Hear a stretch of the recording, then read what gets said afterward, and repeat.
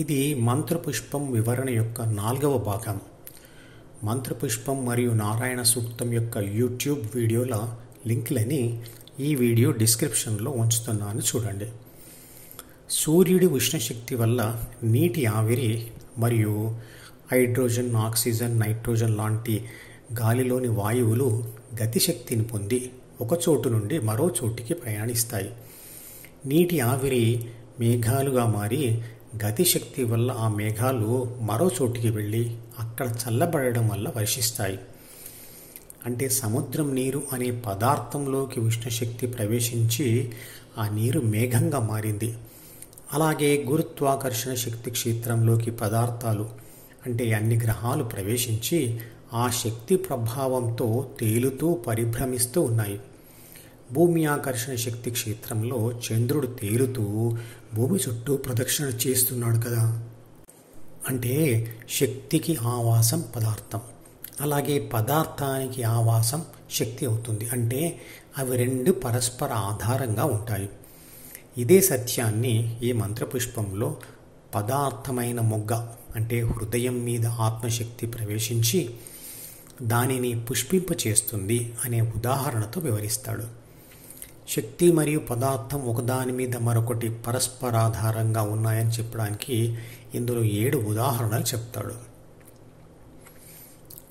1. అగ్ని మరియు నీరు పరస్పర ఆధారంగా ఉన్నాయి. 2. వాయువు మరియు నీరు పరస్పరాధారంగా ఉన్నాయి. 3. సూర్యుడు, నీరు పరస్పర ఆధారంగా ఉన్నాయి. 4. చంద్రుడు, నీరు పరస్పరాధారంగా ఉన్నాయి. 5.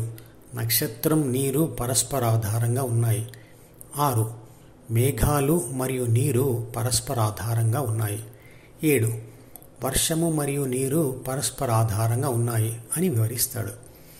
ఈ 7 వాక్యాలలో ఉన్న మొదటి పదాలైన అగ్ని అంటే ఉష్ణశక్తి, 2 వాయువు అంటే గతిశక్తి, తర్వాత సూర్యుడు అన్న, చంద్రుడు అన్న, నక్షత్రాలన్నా కాంతిశక్తి మరియు మేఘాలు అన్న, వర్షం అన్న గతిశక్తి.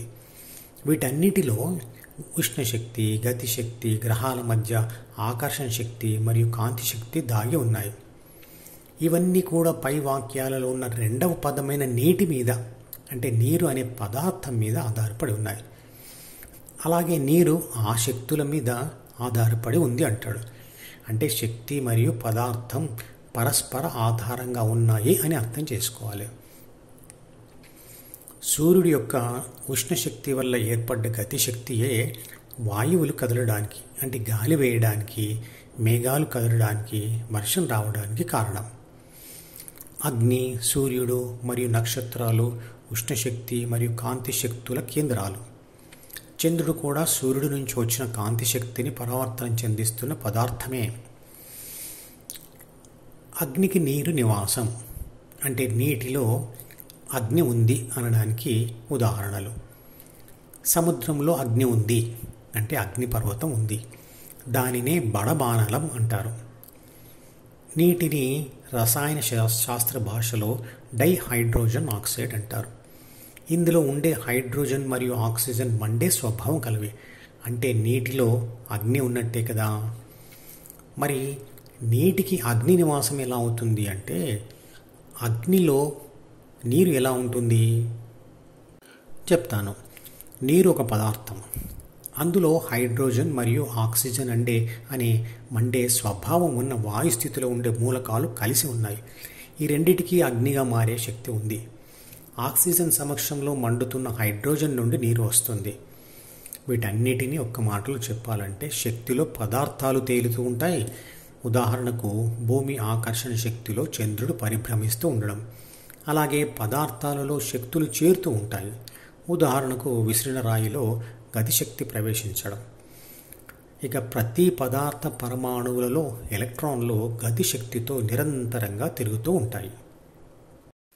ఈ మధుపదం యూట్యూబ్ ఛానల్ వీడియోని సబ్స్క్రైబ్ చేసి గంట గుర్తును నొక్కి ఆల్ని సెలెక్ట్ చేసి ప్రతిరోజు యూట్యూబ్ ఓపెన్ చేసి అడుగున ఉన్న సబ్స్క్రిప్షన్ బటన్ నొక్కితే అన్ని లేటెస్ట్ వీడియోలు చూడవచ్చు.